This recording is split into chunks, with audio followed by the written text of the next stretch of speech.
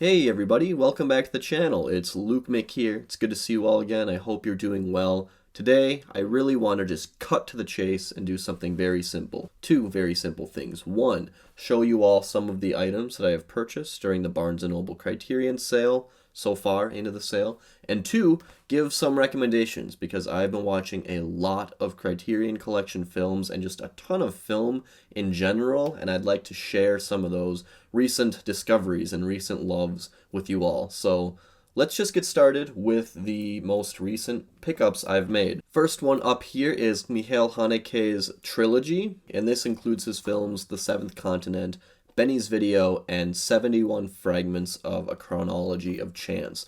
The only one from the set that I have seen is Benny's Video, and oddly enough, I think it is my least favorite film of his that I have seen, but I really do enjoy Funny Games, and I think my favorite one is Caché.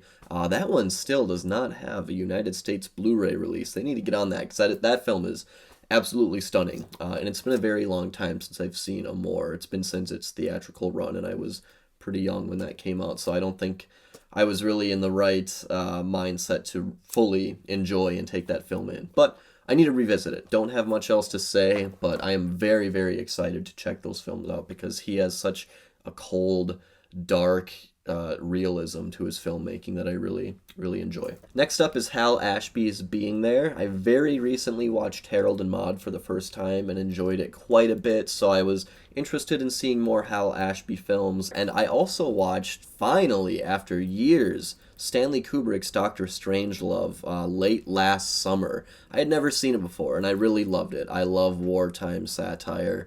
It's one of my favorite sort of subgenres of film, I guess.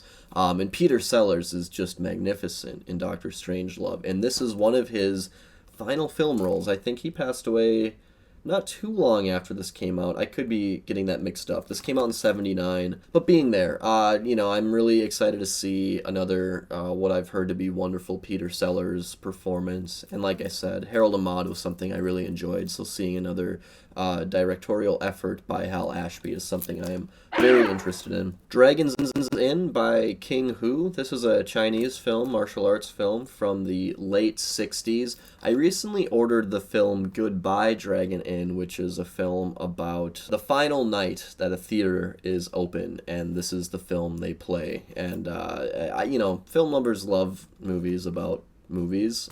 So I bought that film, and I haven't watched it yet, but I'm obviously interested in watching it. And I thought that I should probably grab and watch the actual Dragon Inn before I watch that film. So I sort of purchased this as homework to watch Goodbye Dragon Inn. So that is Goodbye Dragon Inn. And the last one I grabbed on my way out, Nancy and I have really been enjoying Hong Kong action movies and Tony Leung a lot lately, so I bought the Infernal Affairs trilogy. Infernal Affairs, a trilogy? These are 3 films from the early 2000s. They're crime action movies out of Hong Kong. Lots of deceit, lies, deception, revenge. I haven't seen these films, but, I'm excited to check them out. Now, moving on to my recommendations, but also this is a film that I did just purchase. I didn't yet have in my collection, and I never see it on store shelves. And I checked the Barnes & Noble website, and none of the stores around me seem to even have the option to purchase it in stores, so I just ordered this from Amazon. And this is one of my favorite film discoveries of the year, and that is Edward Yang's Yi Yi. I saw this in theaters earlier this spring at one of my very favorite art house cinemas in the Minneapolis area. The Trilon played this film along with a lot of other Edward Yang films. It's a 3-hour epic, really, of just a family's life over the course of 6 months. It's not an enormously eventful film. I just think that it very beautifully and perfectly captures the lives of 4 central main characters, but it's just a mammoth film. There's nothing in the directing that is not intentional. Like, every frame of this movie is beautiful, and it also just reflects the mood of the characters that are in the scenes so incredibly well. I remember this scene in the skyline. They're up in a big building with a lot of windows, and you can see a lot of different reflections in the windows of the building, and you can see the cars outside. I remember the feeling of the scene being very sort of lonely and not devastating, but just sort of like at a loss, and just feeling alone and just unable to figure out how to recover from a particular piece of news or something. I know I'm going off on a weird tangent, but for me, film is like very emotional. I get very invested in how the scene is making me feel and how the scene is reflecting the emotions of the characters, and this is a film that just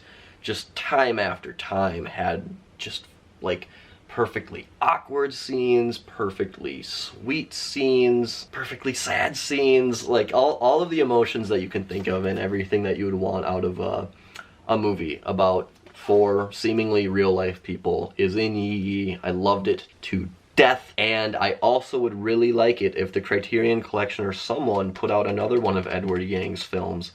It's the last one that the Trilon played at their film series, and I believe it is called That Day on the Beach. I think that's the full title. I'll clarify that if not in the editing process here. But that was another film from Edward Yang that I had seen for the first time ever just this spring, and I really liked that one too. Yi Yi is certainly my favorite of Yang. I really loved it to death. I could not recommend this enough. Just a fantastic movie. I loved it so much. Next up is an Alex Cox film, Walker. I watched this for the first time in the past month with a group of 4 or 5 friends, and it's a pretty divisive film. It takes place in the 1800s, and it's about an American mercenary who's sort of contracted by the US government to manifest destiny in Nicaragua and basically spread the word of democracy and capitalism. And it's a biopic. It's a true story, I guess, of this man, Walker. I don't remember his first name. His first name doesn't even matter. But Ed Harris plays the titular character, and this film just walks such a fine line between reality and satire, and just, I don't know how else to put it. The music, first of all, well, not first of all, but to add on to what I'm saying, the music is done by Joe Strummer, who is a part of The Clash, and his score is so mystifying and pretty and so dreamlike, and mix that with actually the very nice, soft and sort of dusty and just sort of muted colors of the cinematography. In my mind, I have the most beautiful picture of this film's cinematography, and I'll share that with you all. This was just a movie that's kind of like, what did I talk about earlier? Doctor Strangelove. It's sort of like a satire in a way of wrongs done by a country and by government. This came out in the 80s, 87. So, like, at the time of this film's release, I don't think it was a huge hit. I think this is more of like a cult classic, but I really appreciate sort of what it was trying to say when it was trying to say it. It was a very interesting film. I don't think it's for everyone. My friends were a little bit split. Some of us really liked it. Some of us were a bit confounded by it and its tone. But for me, the tone was hard to digest, but by the end I really, as a whole, enjoyed the tone and the vibe and the ride of this movie a lot. So yeah, check out Walker if that sounds interesting to you. I really loved it a lot more than I thought I would. So yeah, really pleasantly surprised by this one. And I also have the World of Wong Kar-wai box set. At this point in time, I've seen 4 of the 7 films in this set, so I think that it's appropriate enough for me to recommend this at this point, because I have truly loved 3 of the 4 films that I've watched. The one I'm not so hot on is, I think it was As Tears Go By. I think that might be one of his first films, or the earliest film in the set. That one was okay, but I recently watched Fallen Angels, and I have to say, if you have seen Chungking Express and you really like that, check out Fallen Angels. Or if you've seen Fallen Angels and really love that but haven't seen Chungking Express, the vice versa, check out Chungking Express. Those two films, I guess Wong Kar-wai kind of made them as a pair, and kind of in his mind treat them as the same film. I think he's on record for saying that, and I really loved both of them. And In the Mood for Love is one of the most famous films in this set. Maggie Cheung and Tony Leung, love that film. Yeah, this Wong Kar-wai box set is enormous, it's beautiful, and I'm really enjoying everything I'm watching in the set. So I feel very comfortable recommending it to you all if you haven't pulled the trigger already, because this is a pretty popular set, but it is fantastic. And the last one that I want to mention, I don't have the Blu-ray. I actually saw this film theatrically on 16mm last week. I almost bought the Blu-ray the other day, but I thought, I just watched it last week. Realistically, I don't know when I'm going to watch it again, so I held off on buying it, but it is The Incredible Shrinking Man, directed by Jack Arnold. This movie came out in the early or late 50s, I can't recall exactly when, but this is the type of film that I feel really captures the magic of cinema and the magic of filmmaking. Like, this movie, just to sum it up in one word, is just magic. It's about this man who's on his boat one day, and his boat just happens to float through a radiation cloud, and then 6 months later he notices he's getting a little bit smaller, and the film progresses to him basically being the size of, I don't know, this USB, and it's about him coming to terms with being a sort of national phenomenon, and trying to...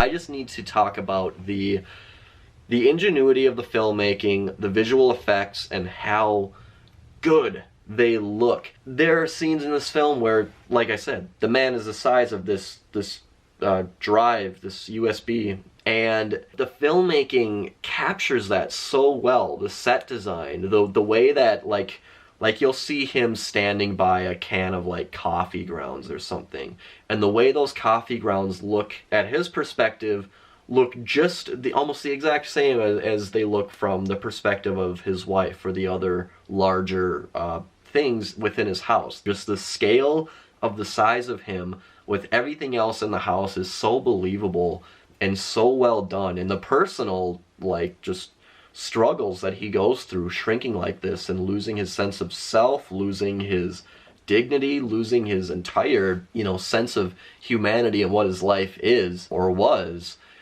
just, something that I really gravitated to. I would just say the film is well realized, like, in terms of the direction of its story, the journey its character goes on, and the special effects and set design. It's truly a magical film. I was blown away in 2023 watching it, so I can't imagine what it would have been like watching that film in theaters when it initially came out in the 50s.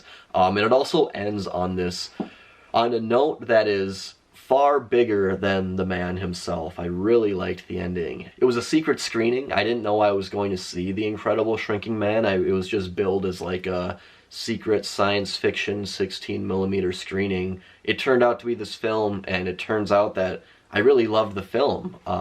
Honestly, I don't know if I would have watched it anytime soon if it hadn't have been for the secret screening I went to, and I'm very thankful for that experience, because here I am talking about the film now. Obviously, it made an impression on me. So, yeah, that's all I have to say. Thank you all so much for sitting here and listening. I've been really itching to talk about some of the films I've been enjoying lately. I've been on a roll, just watching so much and finding so many new favorites in 2023. It's been a really fantastic year of film watching for me. Let me know down below any new film discoveries that you all are making, or what you are going to grab during the Criterion sale, anything. And be sure to follow me on Letterboxd, because I post on there regularly, and there are a ton of other Criterion Collection films that I could be recommending in this video. I just don't have the time right now, but I am happy to have at least talked about the ones that I talked about in this video. I'm going to stop rambling now, but, it was great to be here with you all again. Thank you so much for watching again. I hope to see you all soon, and I will talk to you later.